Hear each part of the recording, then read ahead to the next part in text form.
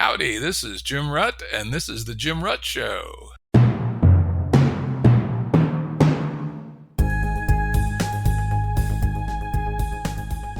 Listeners have asked us to provide pointers to some of the resources we talk about on the show. We now have links to books and articles referenced in recent podcasts that are available on our website. We also offer full transcripts. Go to jimbrettshow.com. That's jimbrettshow.com. Today's guest is Bret Weinstein, an evolutionary biologist and an acute thinker about the future of humanity. Hey, Jim. Great to be here. Thanks for having me on. Great to have you on. Probably all don't know this, but Bret and I go back quite a ways, to about 2012, something like that?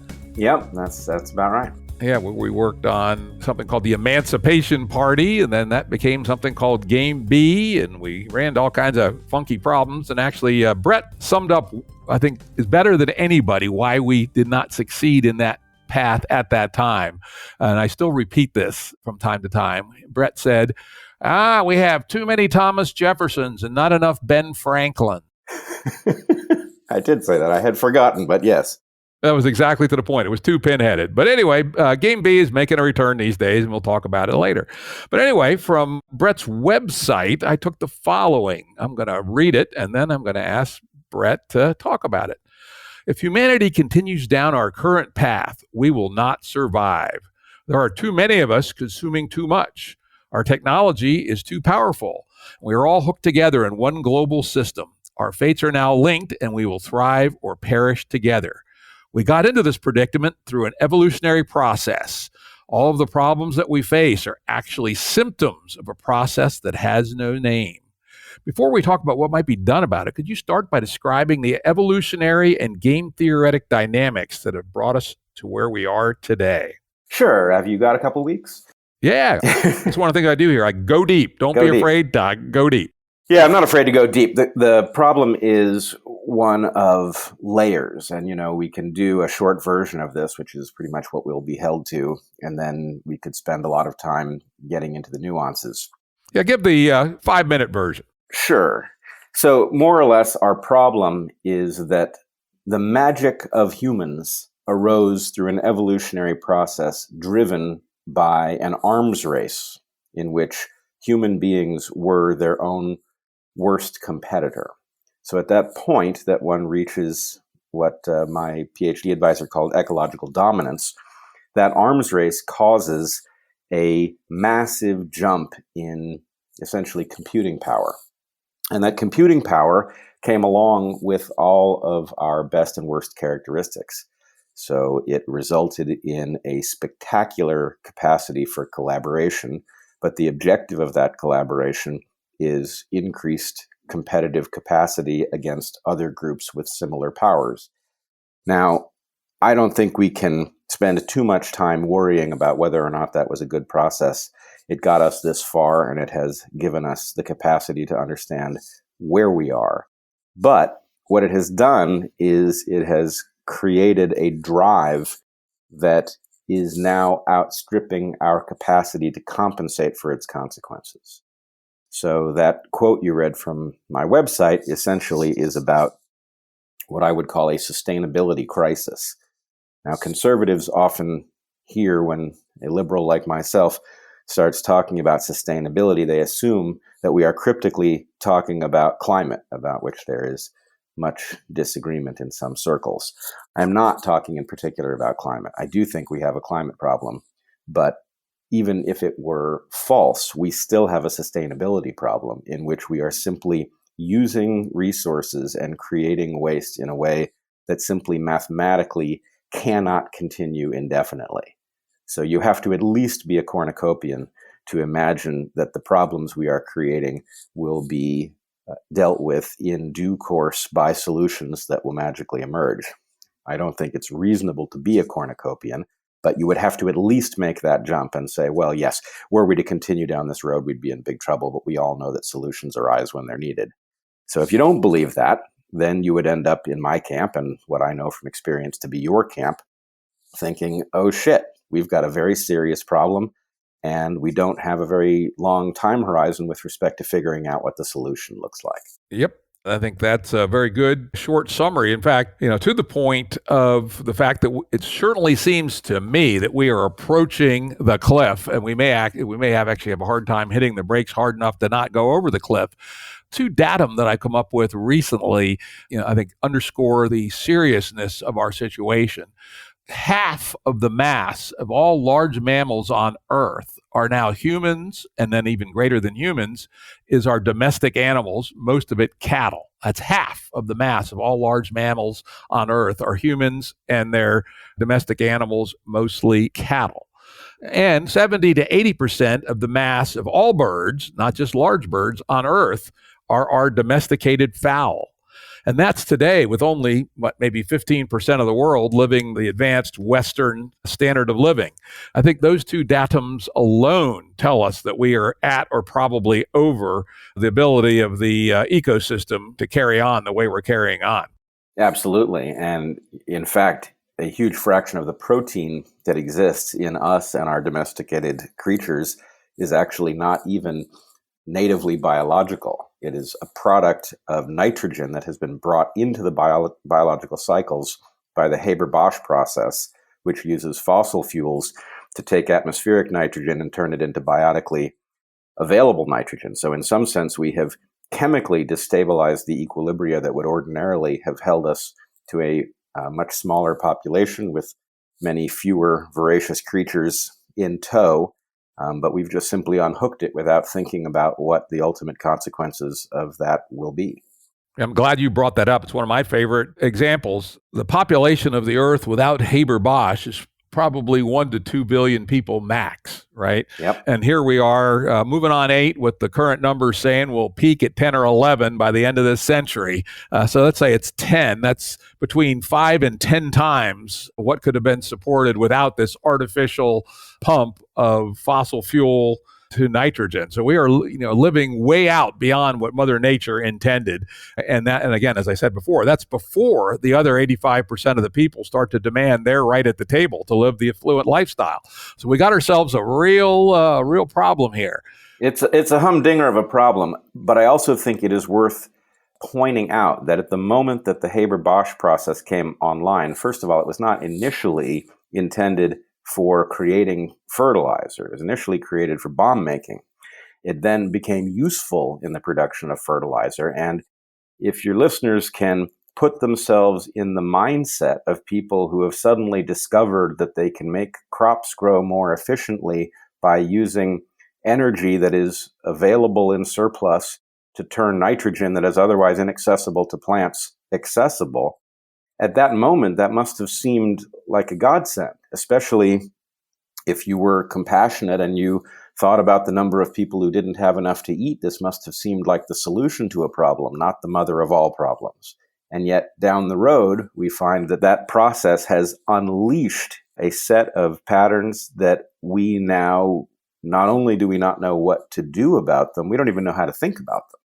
Yeah, and certainly, and as you pointed out in previous work, we did not evolve for the environment that we live in. Most of our evolution was completed by 12,000 years ago before the first small town was invented or settled agriculture.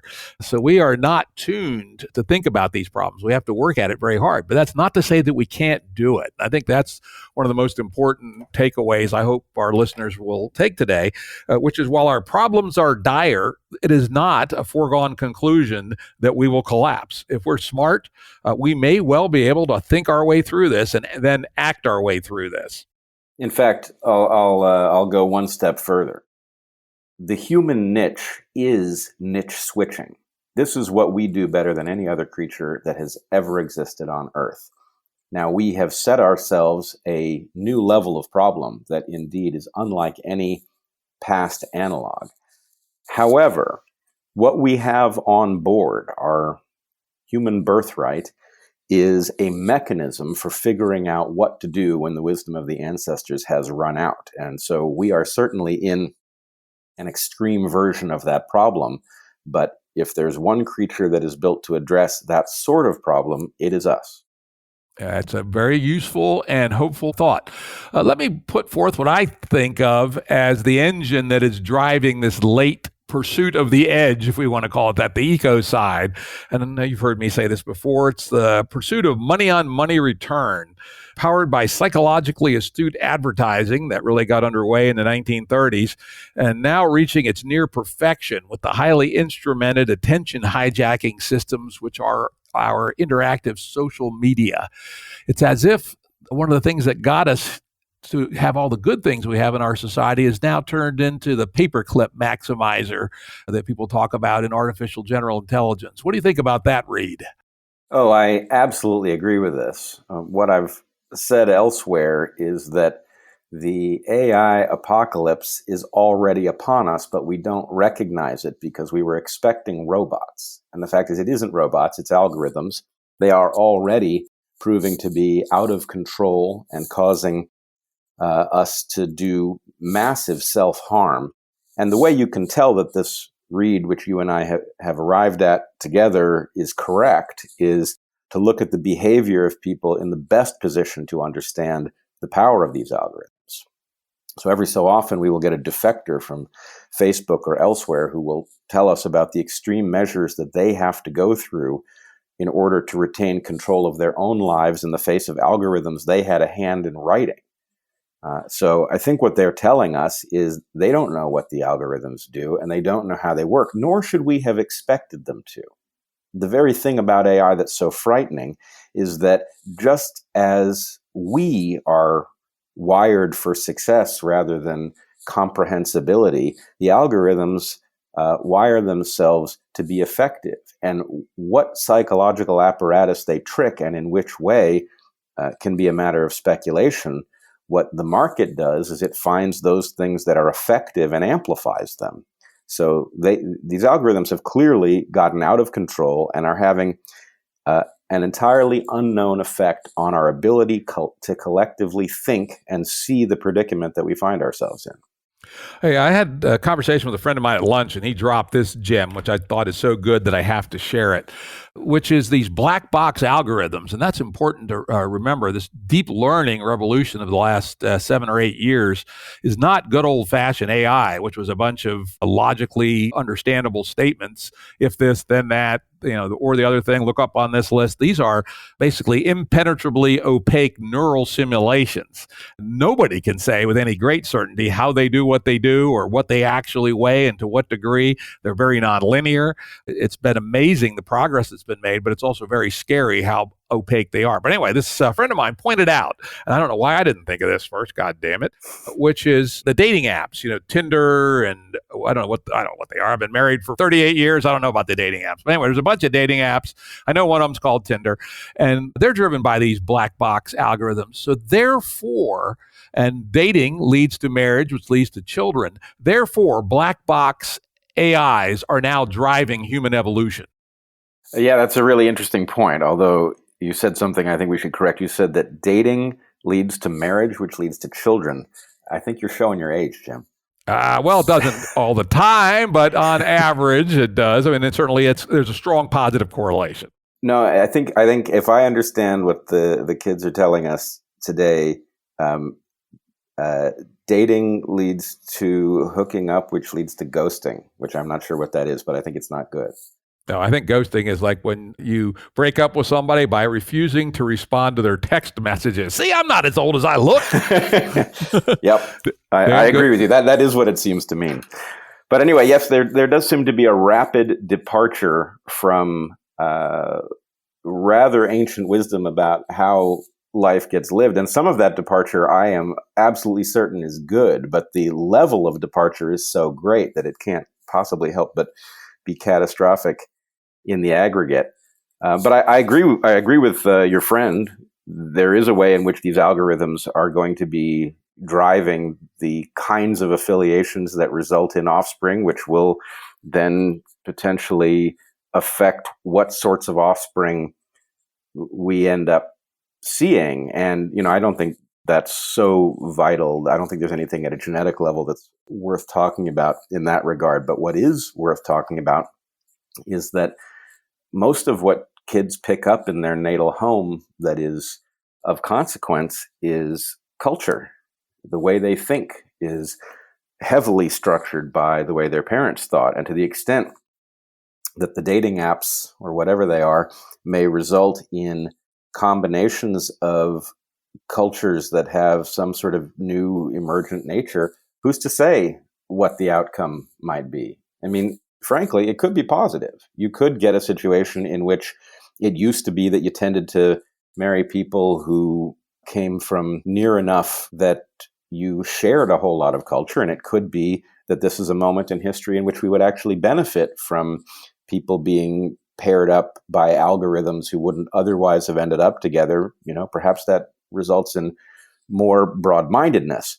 On the other hand, I'd have to say evidence from the immediate present suggests the opposite. We're seeing an epidemic of narrow-mindedness, and in fact, we're watching heterodox thinkers being socially penalized for daring to say things that are out of phase with the current fashion. Yeah, we'll get to that later, because that is certainly a major theme of what's going on in the world today. But before we do that, I want to also point out that, things like algorithmic driven businesses, or just businesses driven by astute, psychologically informed advertising, are also driven by the fact that something broke in our culture. And I would put the timeline somewhere around 1975. Before that, people in business, at least a fair number of them, weren't money on money maximizers at all costs. In fact, the way I got involved in this whole discussion that led to Game B and all that was Jordan Greenhall, now Jordan Hall, and I met out at the Santa Fe Institute one time. And after a board meeting, we sat down and talked for about 4 hours. We realized that we saw the world fairly similarly. That was the first time we met. And I was laying this out, that when I joined the business world in 1975, the people that ran even publicly traded companies often would not do things that would be profitable if they thought they were wrong. But by the 90s, the ethos had changed to be, if something was arguably legal and profitable, not only should you do it, but perhaps you had a legal duty to do it. Right? There was no sense of what was honorable, or what was honest, or what was good.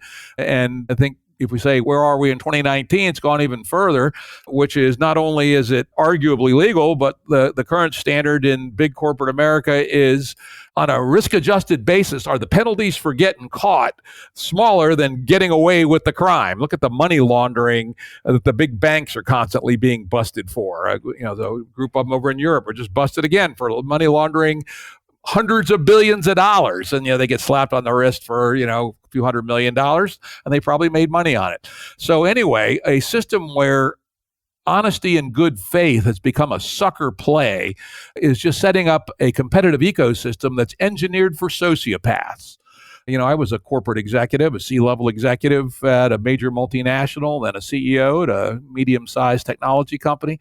And I'd say, in my experience, probably 10% by the year 2000 of C-level executives were sociopaths, and maybe 30% the higher levels of finance. And that compares to 1% or so in the general population. So it strikes me that not only do we have an algorithmic problem, but relatively recently we have had a breakdown in values and morality in the social operating systems that operate our economy.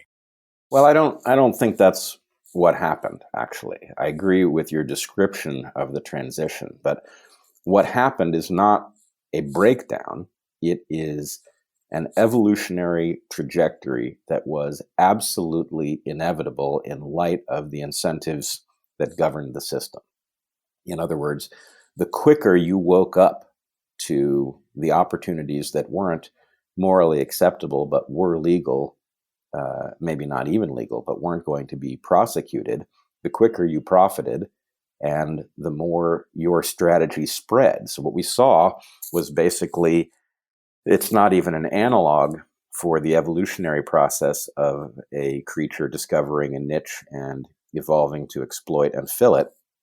What we have is the identical object. We have basically the market discovering everything that isn't being policed and is profitable and exploiting it to the maximum extent possible. And really, what else did we expect?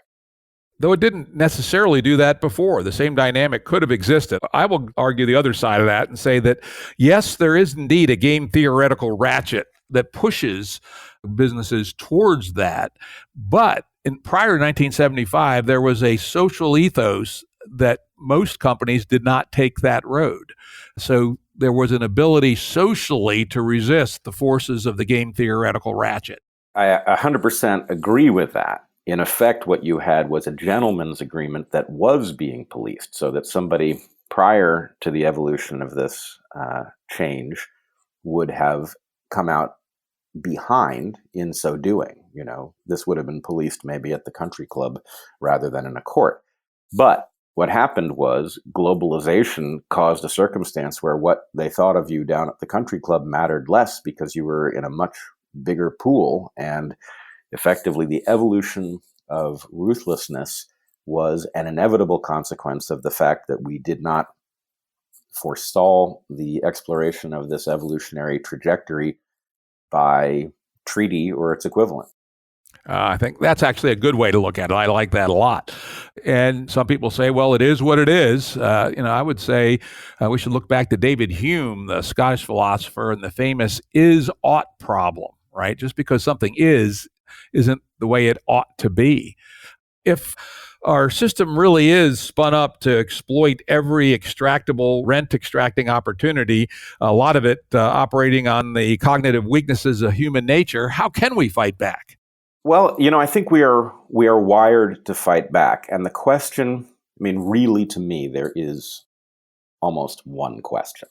The question is, those of us who understand that we must fight back, can we engineer a system that allows us to opt out of the things that are so toxic without being competitively overrun by those who refuse to opt out? That's really the game B question as I see it. Yeah, that is one approach to game B, which is the withdraw and parasitize game A while not taking the toxins in yourself.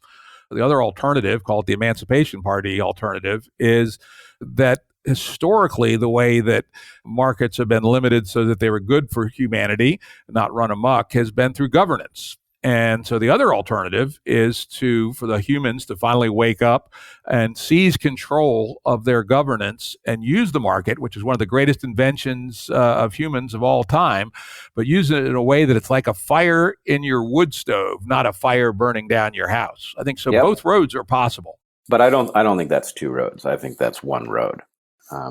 The fact is, we have to utilize markets as a tool to forge the new system. You're not going to get there any other way. Even modes that might once have worked, like revolution, are implausible. They would create far more destruction at this moment in history. So we have to use something like markets, and we have to use governance to structure those markets so that they return an answer that is viable rather than self-destructive. Now, the question is how you do that, and the answer, the game B answer, has to be through the exploitation of mechanisms that are competitively superior to the parasitic mechanisms that we face, and therefore spread naturally through competition.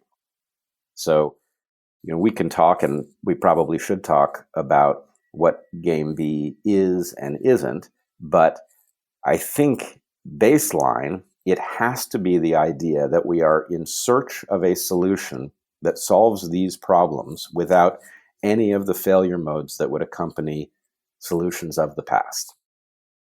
Yeah, I think that is at the highest level a good description, and I would add with the caveat that it does so in time that we don't have a disastrous crash when we reach the limits of our ecosystem, which appear to be no longer than 80 years from now at the most.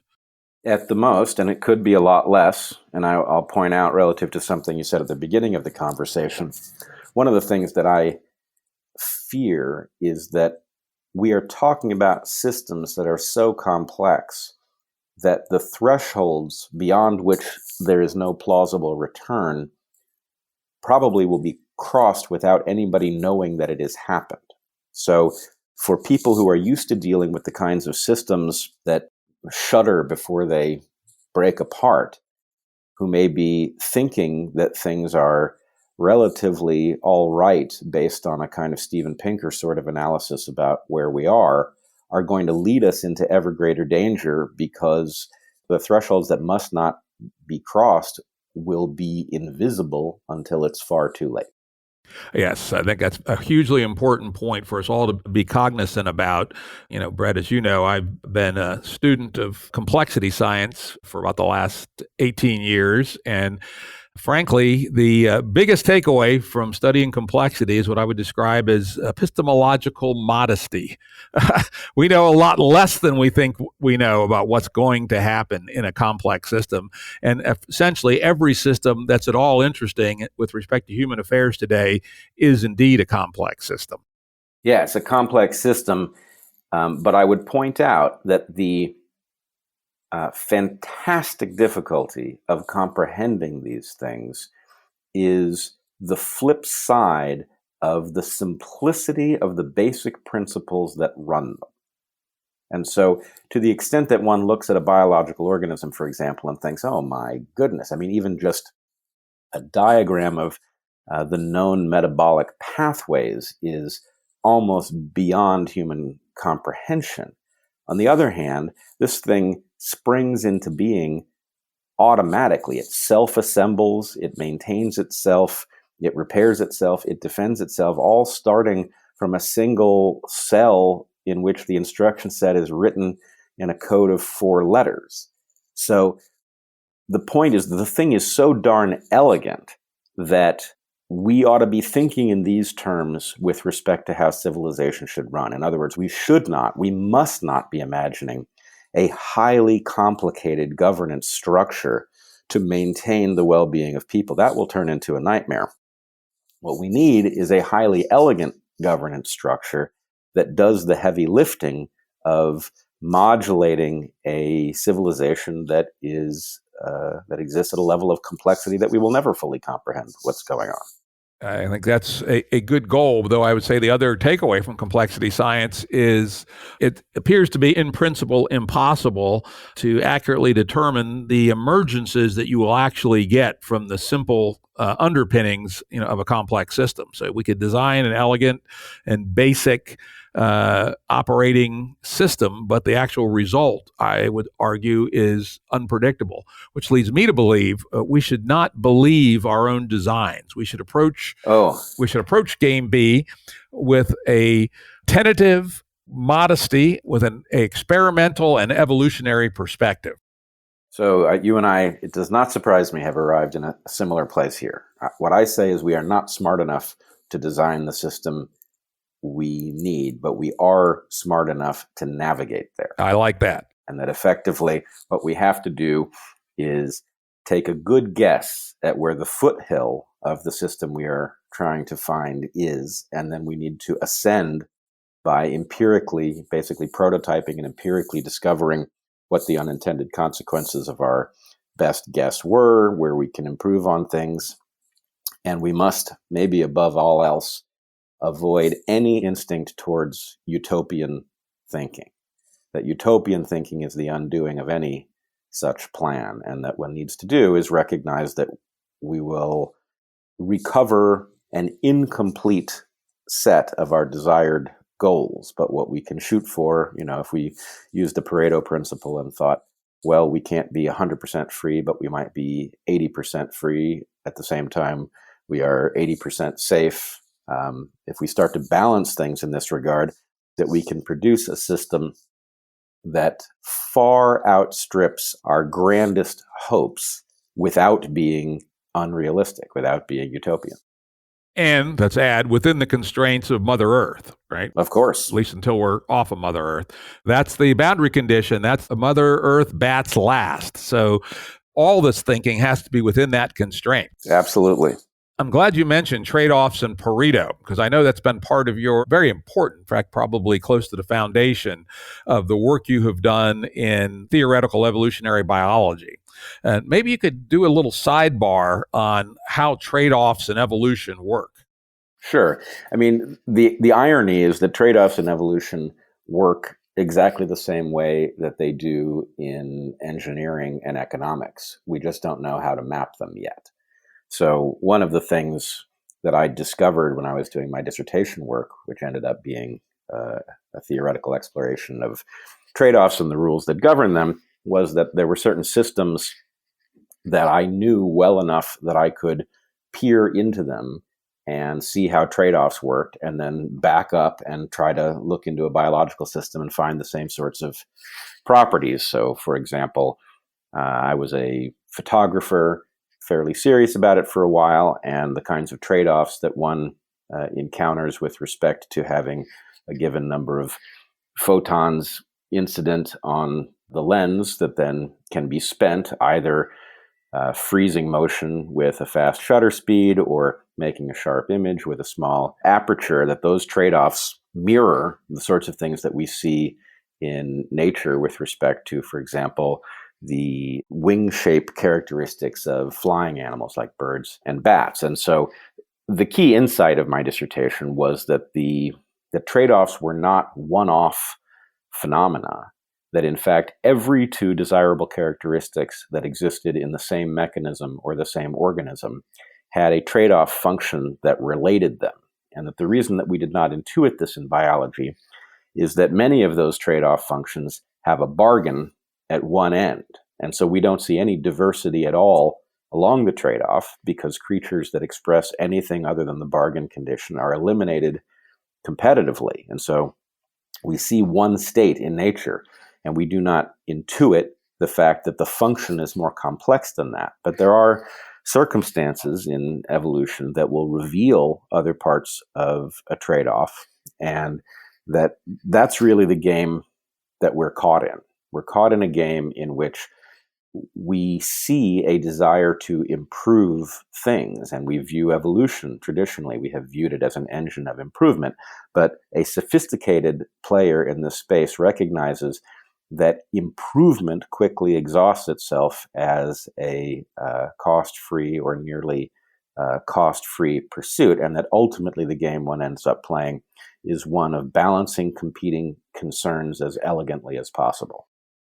Yeah, so I remember reading in some of your biological thinking about how that really wasn't even grasped by a biologist. And I was shaking my head because my own scientific home base, to the degree I have one, is in evolutionary computing. Where we essentially create software by evolving it using essentially toy models of crossover mutation and sometimes more sophisticated techniques.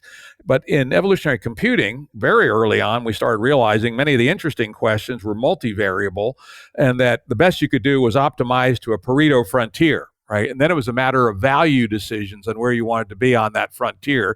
Where you did not want to be is a place where there was a better place to be without, you could change A and get a better position on A without losing anything on B. You didn't want to be behind the frontier. But once you had defined the frontier, then it was a values question of where you wanted to be on the frontier. Where you want to be on the frontier. And then you can increase the sophistication of the game by mapping, for example, changing conditions onto your efficient frontier, which then causes the desirable location to start moving around in ways. And, lo and behold, if you play the game long enough, you begin to realize that every evolutionary question that we biologists find difficult is actually has a tremendous amount of light you can shed on it by simply recognizing what the underlying fundamental trade-offs are and what sorts of things are pushing creatures around with respect to them. Interesting. Now, going back to Game B, one of the really interesting people, and I would suggest people check out his work, is very, very creative in the possible economics of a Game B world, is a guy named Daniel Schmattenberger. Well, after reading his economics, he and I started having a series of discussions, and we actually talked for 4 hours with me arguing against Daniel's hypothesis that a Game B economics would eliminate trade-offs. That struck me as just entirely implausible. Yeah, well, let's put it this way. Daniel's a very smart guy. I know him pretty well as well. He might mean something by that is recoverable, but as stated, there's no conceivable way it can be true. Now, what you can do, and what you will see creatures do all the time, is they will innovate a mechanism to spectacularly reduce the cost of some trade-off. But when they do this, what happens is they temporarily become what we would call a superspecies, that is to say, a competitor that is simply ahead of all of the others with which it is competing. And then at the point that it has eliminated those competitors, it will diversify. But all of the descendants will have the innovation that allowed it to exceed some prior trade-off. So in some sense, it's very much like the situation that you were describing a few minutes ago with respect to the evolution of computer algorithms, where you find that there are frontiers and you want to be at the frontier. You don't want to be suboptimal and be below the frontier. You want to be in the optimality zone. But what there are frontiers stacked on frontiers. And then ultimately, the laws of physics or chemistry will provide a limit that cannot be exceeded. So, for example, if we think about minimizing surface to volume ratio, you get to a sphere and there's nowhere to go. So nature many times has minimized surface to volume ratios for various reasons, like minimizing the radiation of heat, for example, and it will come up with something spherical, and we shouldn't be expecting a next innovation because geometrically there's nowhere to go. Whereas if you go the other direction, let's say you were trying to maximize surface to volume ratio, there's all kinds of literal convolutions you can add to a structure in order to increase the rate of contact it has with the environment or neighbors. And so there's all sorts of room for evolution to take place. So I don't exactly know what Daniel might be getting at with respect to eliminating trade-offs. He may be saying something along the lines of eliminating perceived trade-offs. I'll have to go back at it, but in 4 hours, he couldn't convince me and I couldn't convince him. So I think it's some work we need to do, but I'm with you that I believe that trade-offs are fundamental to the nature of reality, right? I'm as certain of that as I am of my own name. So I think we're on the same page. As you say, Daniel is a very smart and good faith guy, and it may well be that he's trying to communicate something. I was just too dense to get it. So I will touch back in with him and see if we can make sense of this. I want to pause you there for 1 second. I don't think it's a question of anybody being dense. I think it's something else. I have seen this now many times, which is you've got fields which get stuck. I would argue that they get stuck regularly and for evolutionary reasons. But once they are stuck, you're left with everybody inside the field thinking the same incorrect thoughts, and then people on the outside trying to figure out how to break through the deadlock. What the people on the outside inevitably end up having to do in order to break through deadlocks is they end up inventing their own language. In other words, the language that they are handed isn't good enough to solve the problem. So they end up redefining terms. And unfortunately, for most of the people who do this, they forget that they've done it. The language becomes so native to them that when they talk to somebody else, they are using a language that has been partially personalized.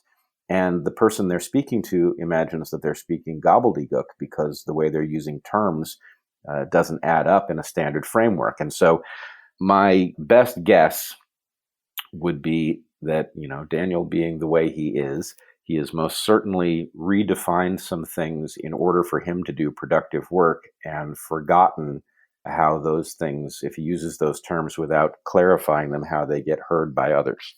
And we've seen this before. And unfortunately, I always thought that if people are going to do this, they ought to have a personal glossary online so that when you're talking to Daniel or, Jordan or somebody, that when they say X, they actually mean Y, right? At least in mapping it back to standard English. A glossary is a good idea. And I've toyed with the same idea of writing one for myself. But in practice, what I've seen happen is it takes a couple of weeks of interacting with somebody. If they don't know anything about the topic and you know something and you're teaching them, that's something you can do relatively straightforwardly. Of course, they will pick up your weird terminology and they won't understand why other people don't resonate with it. But if two people have done independent work and then they sit down to compare notes, they will both have personal languages. And it takes a couple of weeks of discussing even relatively mundane things to bring out what these definitions are and what they mean. What I always say when I'm in this situation is, look, I don't need the right to define a particular term. Like if I've redefined the term sympathy or empathy for reasons of making progress with respect to that realm. I don't need the right to define those terms, but I do need the right to have a term that means what I mean when I say that. And either we're going to use my terms for the purpose of the argument, or we're going to come up with some other term. But what I can't be left with is the same blunt objects that everybody else is using. I need some term to mean X. And so anyway, two people who have done this in an adjacent realm take several weeks to learn each other's language. And again, I've seen those couple of weeks can be quite contentious because it does feel like you're talking to somebody who doesn't get it. And then ultimately, when you've figured out what they mean by X, Y, and Z and what you mean, it can be very productive. But I don't know of any way to fast forward through that process. That's actually a very good point. And we've seen this again and again at the Santa Fe Institute, where doing really radical transdisciplinary science is one of our hallmarks. And when we do a workshop where we bring 20 people in from around the world, from many different disciplines to work on a single problem, we basically just assume it'll take at least 3 days, and that's 8-hour days, just to get the terminology straight. Yep. So this is a known problem in the sciences, and it's almost certainly a related problem in this area of the future of society. So I think I'll take that personally as a mission to, not argue so hard and rather try to find out what is it the other person's saying, because we know they're not dumb, right? They must be trying to say something. They just are using words in a different way than I am. Let me pop back one level before we go further into Game B, something I forgot to talk about when we were talking about the current state of the world, but I think it's hugely important. And that is, we have co-evolved very, very recently the ability for everybody to talk to everybody, at least, through a filtered network. But in principle, I can post a tweet that could get seen by 20 million people or even 2 billion people. And unfortunately, again, as we'd unfortunately expect in a world driven by money on money return and, game theoretical ratchets, what we've ended up with is a huge amount of bad faith discourse on these social networks. How do we think about putting these networks, which should be a very powerful engine for the good, how do we think about policing them and turning them into something useful without having them become something even worse, which is a domain of censorship by one party or the other? Well, are you talking about the platforms themselves, or are you talking about the communities that live on them? Well, it's both, unfortunately. I mean, the bad faith discourse currently isn't coming from the platforms themselves. They're coming from the players on the platforms. But what I'm hearing sometimes as a proposed cure is that the platforms should start to be censors. In fact, in the last year, they've started to be censors. And that strikes me as equally or maybe even more dangerous than putting up with bad faith discourse. Is there some alternative where we don't have to rely upon the good faith of fairly peculiar dudes out in Silicon Valley, but yet we can start to reduce the impact of bad faith discourse on these networks? Yes, there is absolutely an alternative. And I will say, I don't think having the platforms police this stuff is any sort of solution to any known problem. Yes, you can address certain kinds of noxious speech that way, but we already know the cost, and it's a disaster, and it's an especially big disaster in a condition where these entities have a financial motive to alter thought or to prevent certain kinds of transitions in thought. There's no way that these private concerns can be empowered to adjust what is tolerable with respect to speech and have them do anything like a decent job. So as far as I'm concerned, that's a non-starter. The alternative of having a total free-for-all is better, but it obviously has its own problems, including the level of noise.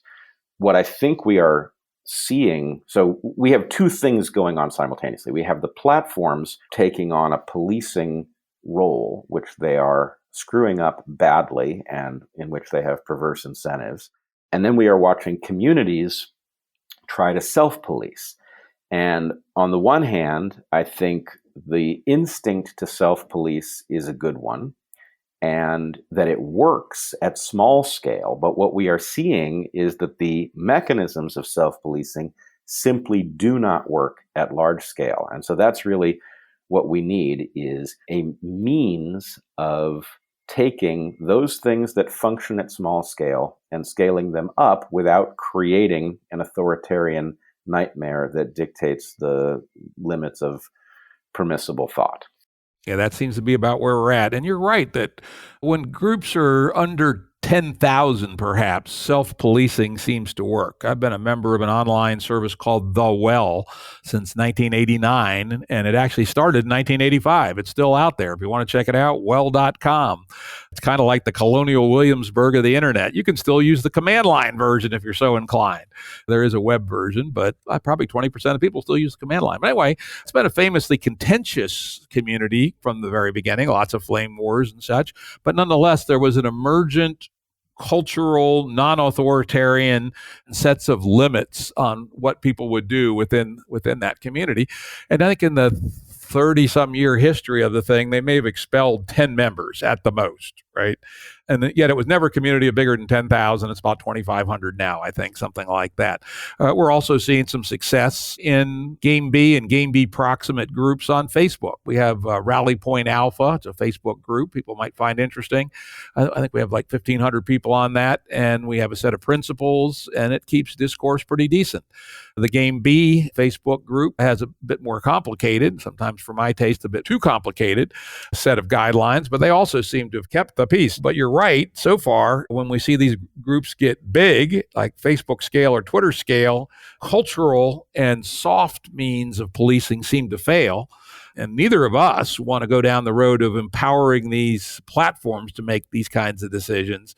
So that leaves us with having to find scalable tools, which I find amazing that the platforms themselves are not investing in providing us tools to prune our own behavior. Of course, you pointed out part of the reason for that is that as long as they're in the attention-grabbing advertising sales model, their incentive is to keep us online for as long as possible. And so the last thing they want us to do is to be able to radically prune the stream of stuff trying to grab our attention. That's right. Now, I will say, I have had a very odd experience online, and while it does not point the direction to what we collectively should do, it does suggest that there are opportunities out here that we may not be aware of. So I hear very frequently about how terrible Twitter is, for example, as a place to discuss things. And I've certainly seen that. But my own weird story, the story that brought me to public attention, has resulted in a community of people who follow me on Twitter, who do have some experience with the way I think, the topics I tend to explore. They've, I think, come to trust me, that there isn't something lurking in my character that's going to suddenly emerge and embarrass them if I say something that sounds difficult to understand. There's probably something behind it. But in any case, what I've seen is, in general, that community, and I think I now have 250,000 Twitter followers, that community is, in some way that I cannot explain, self-policing. It is generous. People look out for each other. They look out for me. If I say something that can be misinterpreted, people explore it so that it becomes clear in the replies to a tweet or something like this. And there are only 3 or 4 times in the last couple of years being, in 2017, in April of 2017, I had 400 Twitter followers. Now it's 250,000. And in those couple of years, there have only been, I think it's 4 instances where I have unleashed something that was, I would say, out of control and mean-spirited by virtue of having tweeted something that set people off. In general, my experience is of a community that is surprisingly nurturing and caring and decent and intelligent and nuanced. So I know that that's not the general experience, but the fact that some of us, and my wife, Heather Hying, who also has a large following, experiences the same thing, my brother Eric Weinstein, who has a similarly large following. I think he's now somewhere above 250,000. But he has also experienced, in general, a generosity of spirit online. So what this says is that there is some subset of us who are having a different experience that isn't quite so toxic. And it would be worth knowing what it is that allows that to happen, because frankly, I think if people knew that it was out there to be tapped into, they might explore to figure out how to get there. That's interesting and worth thinking about. It may be that it's essentially polarized around one topic / point of view. Not really one topic, but at least a point of view, and that people self-assemble there because they, plus or minus, share that point of view. If we go out to the wilds of the internet in general, Facebook in general, Twitter in general, that's not the case. There isn't necessarily an organizing principle. In fact, I was giving some advice to a young woman recently. I currently am on a Facebook sabbatical where I take 6 months a year off every year. Don't do Facebook. And she was lamenting the crud of Facebook. And I said, yeah, the open public Facebook is kind of cruddy, but there's a tremendous amount of good stuff going on in groups of various sorts. And groups might be analogous to your experience. I agree, except for one thing. Which is? You said it's people grouped around some idea who may tend to agree. And the funny thing about my followers is that my guess would be that the vast majority of them disagree with me on most of the things that are typically flashpoints. In other words, I know that my audience leans slightly right. I am far to the left. So I'm seeing this generosity of spirit and this nuance amongst people who would not ordinarily be my allies. And when I have seen these flare-ups, it has been a small number of people, and it has been over certain topics in which I think nuance is, I won't say impossible, but has been rendered very difficult. I'd forgotten the fact that, oddly, you have a relatively right-wing followership. And here's something that's even odder. Every once in a while, your name will come up in a conversation out in the real world, real people. And I would say 3 people out of 4 think you are a right-winger. Yep. And I go, what the fuck? I've known Bret for a while. and he is so far to the left, he makes Bernie look like a partner at Goldman Sachs, right? That's right. The same is kind of true for me. I'm a radical son of a bitch. Go out and look at the emancipationparty.org reforms, which a bunch of us, including Bret, co-authored, and we all signed off on them. It doesn't get much more radical than that. And yet, unfortunately, today's left has become very strange. If you don't buy off every jot and tittle of their law, then they want to excommunicate you. In my own case, I think my 3 qualms about the left agenda, and I speak very freely about it, is I'm a zealous defender of free speech. I believe in gun rights. I believe the First Amendment, free speech, is defended by the Second Amendment, which is gun rights. And I have qualms about extreme versions of multiculturalism. I believe multiculturalism should be tolerated, as it always has in America, but not encouraged. We've always had the Amish, the Hutterites, the Hasids, etc. But in general, most immigrant groups have assimilated and melted into the American melting pot, which is supposedly a bad thing to say these days. So those are my 3 sins against leftism. And yet in the basic principles of trying to make life better for real working people, to keep finance from cheating the regular person, for having a tax system that rewards honest work, not rentier behavior, I'm farther left probably than you are. Isn't it interesting how that works?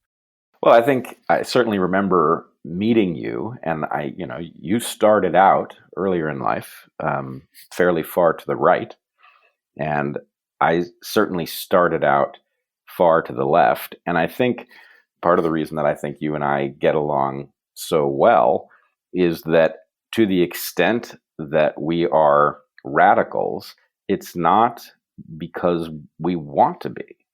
I think the point is, this is a moment at which, if you have understood the danger we are in, as you and I have understood it, then radical change is the only option.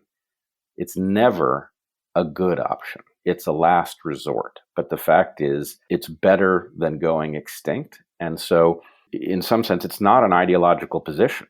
It is the only response to a crisis of a certain magnitude. And we know that the basic values that make us patriotic Americans are shared. We might not put them in the same order, but we believe in them.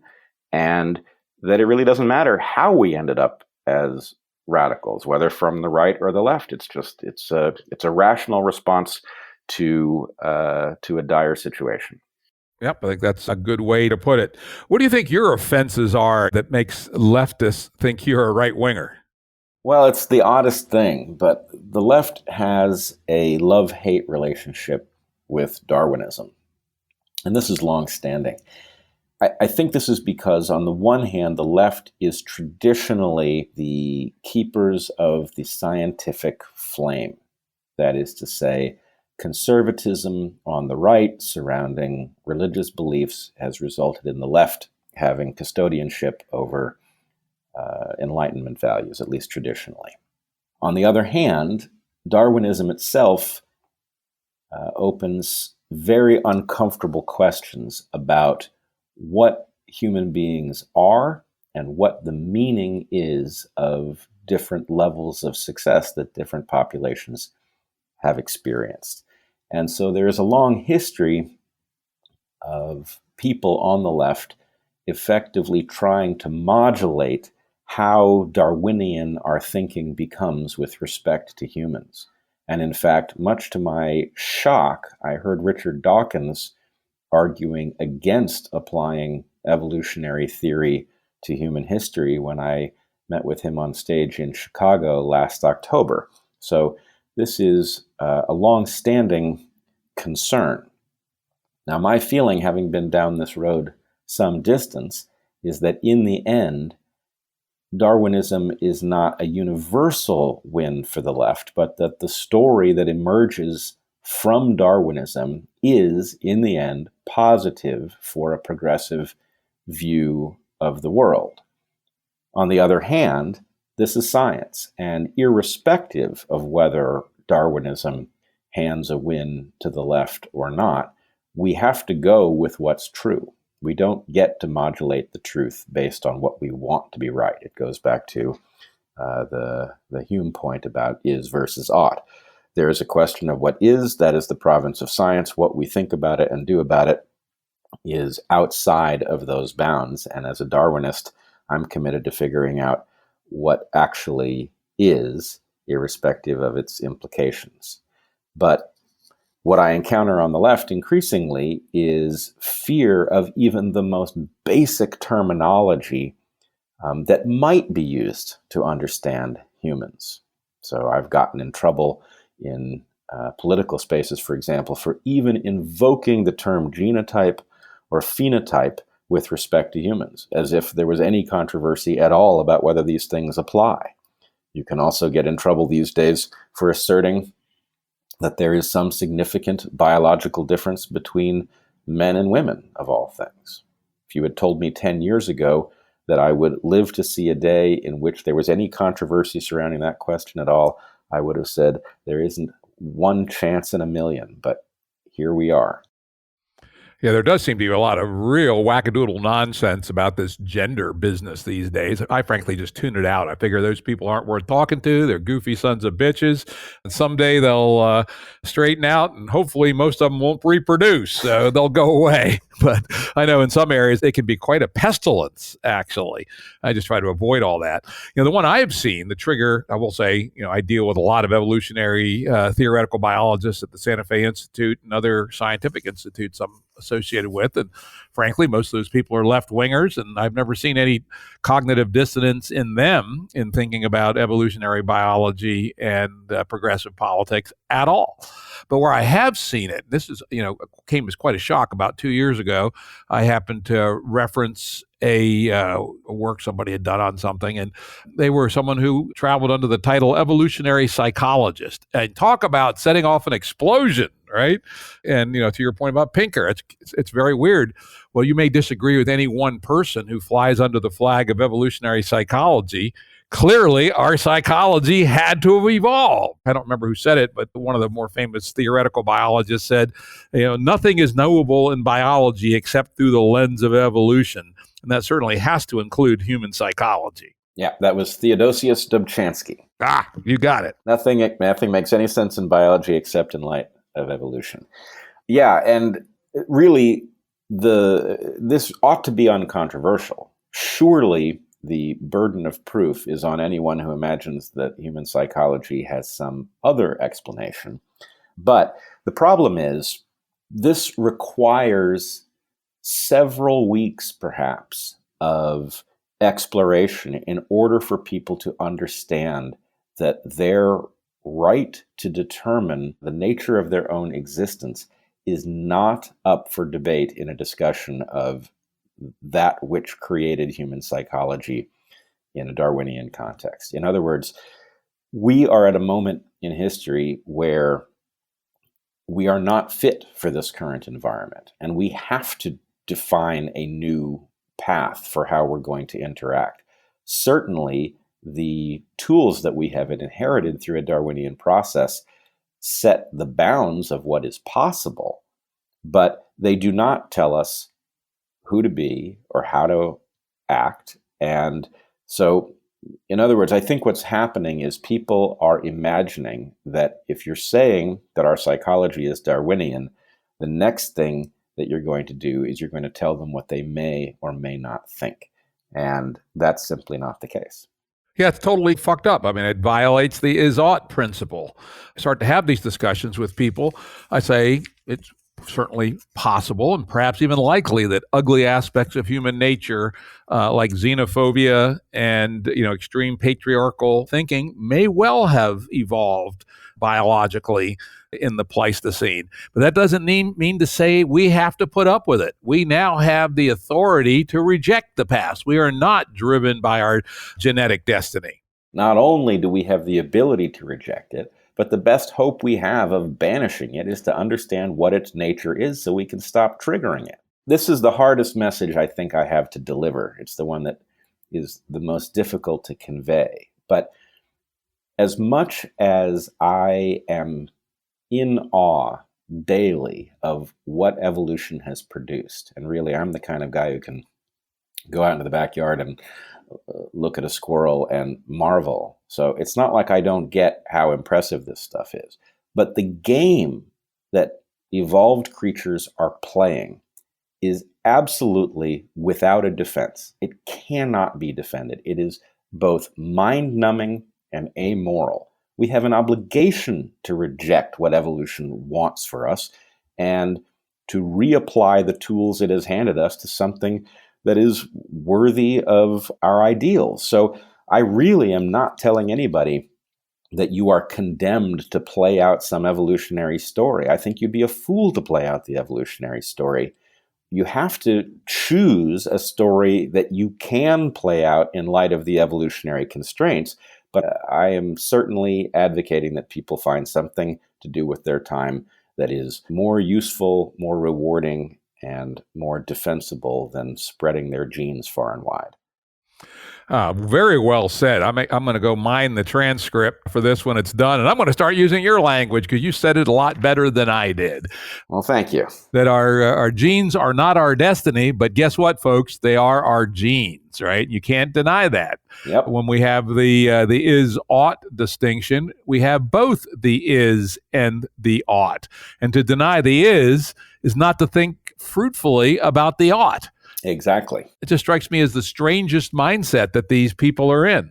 Well, it's sad because in some sense, I mean, maybe this is the bleeding heart liberal in me coming out, but in some sense, I don't think that the people, there are bad actors in the group that are making trouble on these lines, but most of the people who are trying to prevent us from having a proper scientific Darwinian discussion about human beings, they're effectively panicking over fear of something that will be in that story that I don't think is there. And what they need, in fact, what I believe they are entitled to is a proper exploration of Darwinism that would allow them to understand just what an interesting and, for human beings, flexible landscape that is. I mean, the fact is, our genes gave us more freedom from genetic destiny than any other creature that has ever existed on Earth. That's really the punchline to the evolutionary story, is that as much as we are not totally free, we are freer than any other creature has been. And I mean, if you just think about the distinction between, for example, the gender roles that people had to choose from when you were a young person versus now, I mean, this has been a radical transformation in the direction of liberation. And I think you and I would both agree that this is mostly for the good. I would say, within respect to, homosexuals not having to live their life in the closet, it's all good. It's all good. What an inhumane way to have lived. And we know from the historical record that we have had a significant portion of homosexuals as part of the human condition, at least for 2,500 years, of people have been writing about it. And to disenfranchise them as humans is disgusting, right? It is. And you could say something similar about women who, frankly, are now quite free to choose to do things that only men had access to. And whether they do choose to do them at the same rate as men, we can discuss, and we can talk about the reasons that they might not. But the fact is, I see it as nothing but positive that somebody who is born female gets to decide what role they want to play on Earth in a way that even 2 generations ago would have been almost unthinkable. Yeah, I've been a close student of feminism for a long time, and one of my quotes, I hope will live beyond me, is that when the scholars of 5,000 years from now look back at the 20th century, I suspect that they're not going to be impressed by World War II, nuclear weapons, or landing a man on the moon, or the internet. But what's going to stand out in historical terms is that for the first time in at least 12,000 years of history, and more likely 200,000 years of history, women in a small part of the world, the West, finally started to be able to be free of the patriarchy. It's a journey that's still not done to this day, but by 1975, it felt to me like the corner had been turned, and that at least people who were thinking with a clear head knew that women should have every opportunity men should have. And if this actually does work its way through, and it seems like it is, that will be the most momentous occurrence in human social evolution in a very long time. It's spectacular. And I mean, the other thing is, all right, there was a lot of discord along the way, but frankly, as much as it doesn't work perfectly yet, it's amazing how well it works. Yep. We have not seamlessly, but we have effectively figured our way to a much more honorable division of opportunities. And that's something to be proud of.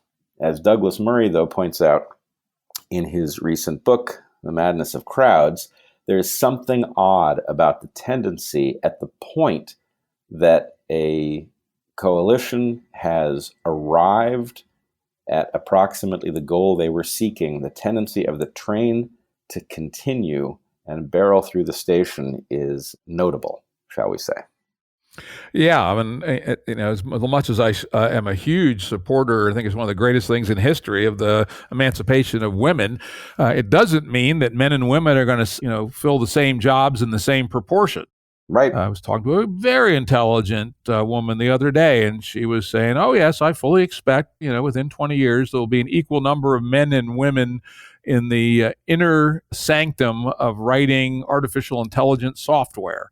And I had to tell her, I doubt it. I doubt that the distinctions at that level of career choice are due mostly today to discrimination. We know that women are 60% of college graduates. We know women are almost exactly equally represented in the elite professional programs, Harvard Law School, Wharton Business, 50-50 right on down the line. It would seem to be highly unusual if somehow the academic culture of computer science was so different as to produce a 10 or 15% result. I think that's show some light on this is the situation in Sweden. Sweden is, without a doubt, the society in human history that has gone the furthest, not all the way, there's still issues, we all know that, in gender equality. And yet in Sweden, a higher percentage of engineers are men than in the United States. And in Sweden, a higher percentage of nurses are women than in the United States. So it seems to at least throw some light to my mind on the fact that the inherent differences between men and women, which, as we pointed out earlier, are real, could well result in different choices about careers. And that doesn't necessarily mean there's something wrong with those institutions. Sure, it doesn't mean anything of the kind, nor do we know where those inherent differences between males and females live. They could be in the genes, but they don't have to be. I mean, one of the things that is a very important realization that comes from recognizing that the genome has been, much of the work that the genome once did in our lineage has been offloaded to the cultural layer, but the cultural layer is still an evolutionary layer. And so it's quite possible for differences in preference to be transmitted culturally. That does not, however, mean that they are arbitrary. It is also worth pointing out that although it is true that some of the jobs in which the most glory is found are disproportionately inhabited by men, men also inhabit many of the jobs in which there is disproportionate danger or in which the work is particularly disgusting. And so I'm not going to pretend to tell you that I know what a totally fair world would look like in terms of what people would choose, but I certainly would not expect a totally fair world to result in equal representation of men and women in all fields. That is a fairy tale. I think I'm on board with you there, and it would, and I think that to your point, who would you say? Somebody Murray, Douglas Murray, was that the guy's name? Douglas Murray, yep. Yeah, I think the way you described it seems right to me. That we arrived at the station, but the train didn't stop. Yep. It kind of accelerated into these post-truth, post-reality-based arguments of the sort that they're all very aware of. That's been a good conversation there. Let's move on to a couple smaller topics we can move through quickly and wrap up here in about 10 minutes, if that works for you. Sure. One thing I picked up in some of the writings about you and by you is that despite being a self-proclaimed atheist, you established a distinction between your beliefs and what are sometimes called the new atheists, guys like Pinker, Dawkins, Hitchens, and I'm going to argue in a minute, unfairly, Dennett. Could you describe how it is you distinguish yourself from these new atheists and how? Well, this is interesting. Actually, I mentioned earlier in the conversation that I had only a few times said something online that had resulted in an intemperate response from Twitter. And one of them, the most recent one, had to do with my use of the term new atheism, which resulted in an amazing amount of firepower coming back at me, including Richard Dawkins, Steven Pinker, Michael Shermer, Jerry Coyne, and Neil Shubin, all of whom reacted. None of them on the topic of atheism, though. They all came back at me on Darwinian topics, but all right after my invoking new atheism, and I'm quite sure that was the trigger. The reason that my view on this is contentious is that the so-called new atheists, and I am going to use that term, I believe Sam Harris uses that term sometimes, so it has at least a certain degree of legitimacy. The difference is, I believe that religion must have evolved, that the meaning of longstanding religious traditions is a Darwinian meaning, which does not imply that in our modern circumstances that these ancient stories are the guide to what we should be doing. That is likely to be true in some cases, but it is almost certain not to be true in many others. The fact is that Darwinian evolution does not prepare us for the environments in which we live. It prepares them for the environments from which we came. And we don't live in the environments where religious traditions evolved. So in some sense, even a recognition that these are a kind of ancient wisdom that has been encoded in a cultural package that is easily transmitted, even that recognition leaves us with the profound sense that we must now figure out what to do next, because those stories are not up to the challenges of the 21st century. But what I've found is that, and I think there's a historical path here. We, even 20 years ago, lived in a paradigm in which the fact of being an atheist made a person suspect in the eyes of the majority. There's a question about whether or not an atheist, for example, could be elected to the highest office in the land. And new atheism arose in response to that paradigm. The problem is it drew the picture far too simply and quite unfairly to those who retain some connection to their religious past.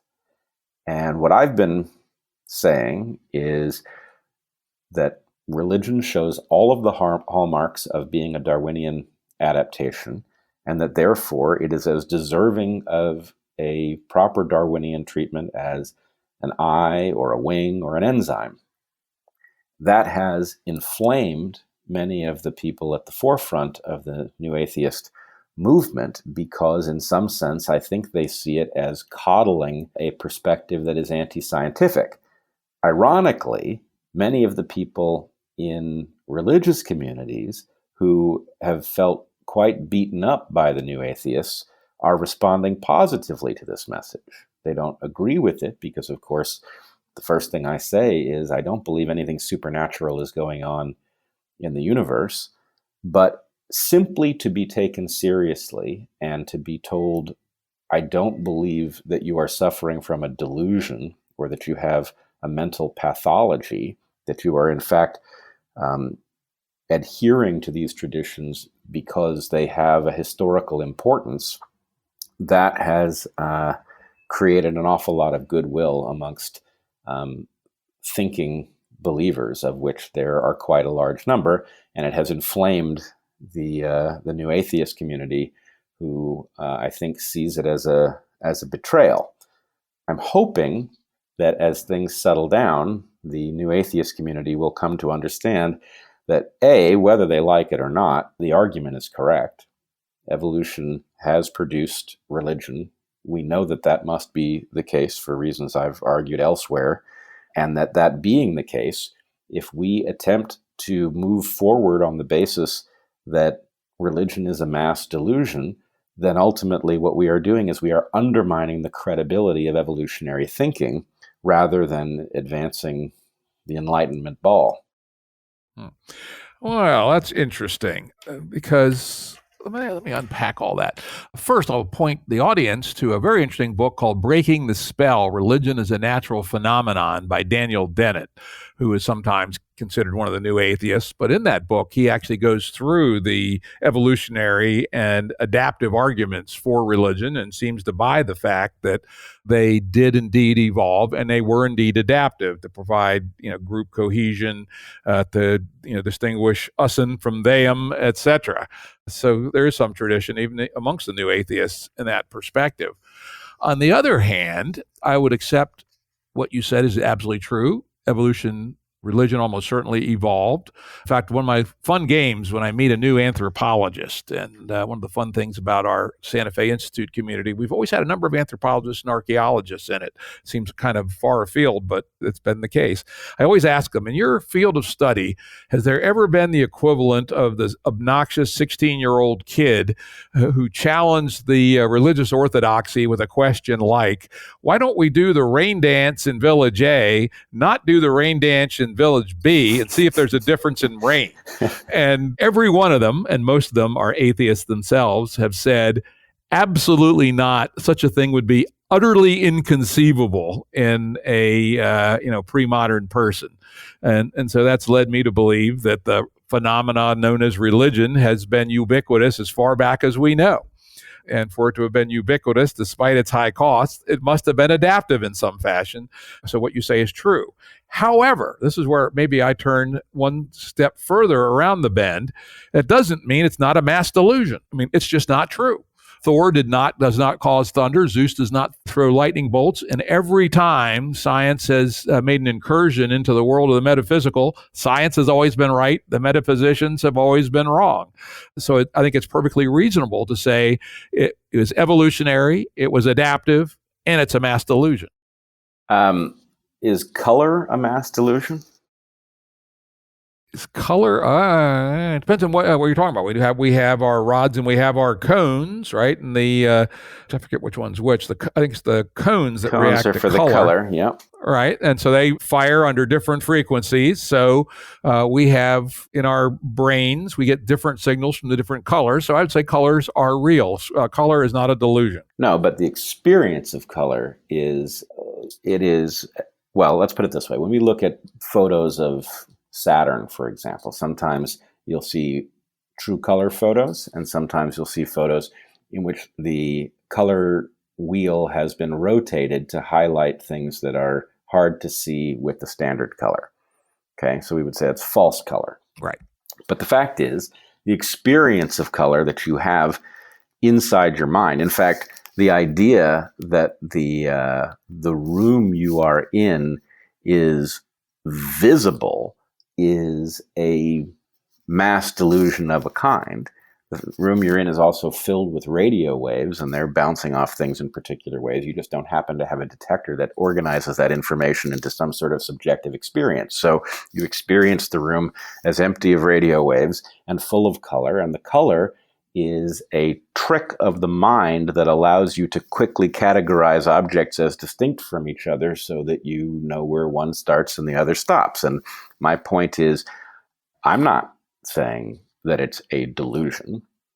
I believe it is a useful heuristic, right? It is a heuristic that is not analytical. It is a heuristic that is experiential and allows you to navigate the world quickly without thinking about it. But certainly somebody could portray it as a delusion in the same sense that we can portray belief systems that have made people successful as a delusion. But the connotation of the word delusion is unfair. The fact is, we're talking about compendiums of adaptive belief. And to the extent that you want to take anything which is not a perfectly literal belief and say it's a delusion, then you're going to end up dragging in many of the models that we use in science too, which are also approximate. I would say this is qualitatively different. They make specific claims about the nature of the universe, and they're never found to be true. The sun is at the center of the universe, argued from a metaphysical perspective. They were wrong. We were right. With respect to color, I mean, that falls into my area of cognitive study of consciousness, and that's what we call qualia, the subjective experience of color. And I would say that's a completely different thing than a system of beliefs, and that operates in a different domain entirely. So I'm not sure that comparison was particularly apt. Well, but the question is, where are you going to draw the line? How literal does a scientific model have to be before you're going to exclude it from the realm of delusion? I agree with you that there is a distinction between a claim about where the sun is relative to the earth, but you also have models in science that are approximate, and they get better over time. We say they're approximate. The whole doctrine of science is that everything that we say we think is true today, we know is wrong in some detail, in some way, and that over time, experiment and data will, in some cases, fine-tune what we believe, and sometimes turn it completely on its head. It's amazing. Einstein entirely turned on its head the Newtonian perspective of absolute space and time. And every good scientist knows that and knows it in their bones. Religion is the exact opposite of that. I think maybe you're mishearing me in some sense then, because it sounds to me like you think that there are circumstances in which we should prioritize factual claims coming from religion in spite of scientific evidence. That is not what I am saying. What I'm saying is that those claims have persisted because they have been effective. And so, for example, you have in the Old Testament, you have a repeated invocation of the concept of filth, basically shit, and the deity not wanting filth in certain places, like in the middle of camp. Now, that belief that there is some force in the universe that cares where filth ends up is not literal. It is literally false, but it is metaphorically true in the sense that it prevents disease from spreading in camp. So the fair comparison is for a population that exists thousands of years before the germ theory of disease, would you have them abandon a belief that a deity cares where filth ends up, waiting for the Enlightenment to deliver the tools to understand what microbes and pathogens are? Or would you have them utilize their shorthand belief for something in the universe cares where this stuff goes, waiting for a better, deeper understanding to supplant it when the evidence says it's time to do that? That's where I would fall out. And I think that's all right. In fact, the line I draw is Darwin. Here was a big question. Where the hell did life come from? What are humans really? And before Darwin provided a good answer to that, believing some story about how it all happened seemed to me reasonable. But that was a long time ago. That was over 150 years ago. And yet people are still clinging to these things. And it's not to say they aren't adaptive. And I absolutely agree. They almost certainly work because they're expensive and they've existed in essentially every culture that we know about. But I would put them in the same basket as xenophobia and patriarchy, things that probably were adaptive and useful in our past, and especially in our Pleistocene path. And now it's time to pitch them.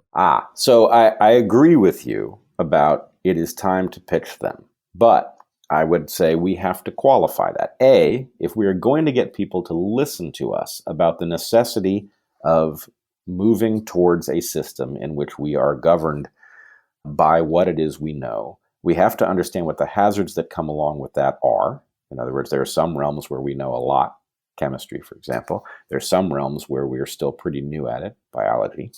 There are things about these compendiums of belief that we can't know. We don't necessarily know how these biblical texts, for example, have served the populations who believed in them, and therefore we've got Chesterton's fence issue with respect to throwing these things out. So what I'm concerned about is that in hearing me say something other than the standard atheist line about, well, it's time to walk away from these beliefs, whatever they are, and fully embrace the Enlightenment model. Well, I'm on board with the idea that we have to be governed by the Enlightenment model, but I would caution that we are not yet in a position to simply say, here's what's true, and this is what it implies about how we should live. We're still coming to understand that. Darwin may seem like he's a very long time ago, but really it isn't very long at all. In terms of the time necessary to comprehend our situation. And our understanding of human evolution has actually lagged quite a bit behind our understanding of the evolution of other creatures, in part because human beings evolve in a fundamentally different way. So I am not hoping to coddle these beliefs. There are many reasons that we should look at the inherited wisdom that comes along with religious belief and register it as a mismatch for the 21st century, because it can't help but be mismatched. But if we are to make an argument about what must be done instead, that argument should be grounded as carefully as we can in the deepest science we have available. And that says we have to take this stuff seriously as adaptive phenomena rather than delusion or pathology.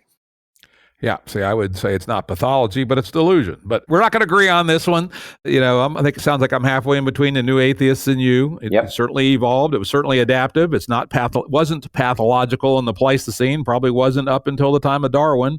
But now it's, that anyone who's paying attention should say, all right, time to pitch it. Just like Marxist Leninism might have been something worth thinking about until, 1932, right? The purges. Well, I would say then it's something like our insatiable desire for carbohydrates, right? That obviously has an easy to interpret meaning in a past environment, but in our current environment, the fact that there's no limit on how many carbohydrate molecules we can source at the supermarket in any given hour means that we are in need of better, newer, more factually grounded wisdom.